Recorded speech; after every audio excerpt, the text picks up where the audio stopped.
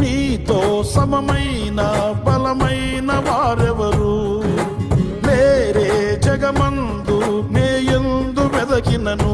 నీతి భాస్కరుడా నీ నీతి కిరణం ఈ లోకమంతా ఏలుచున్నదిగా. నీతి భాస్కరుడా నీ నీతి కిరణం ఈ లోకమంతా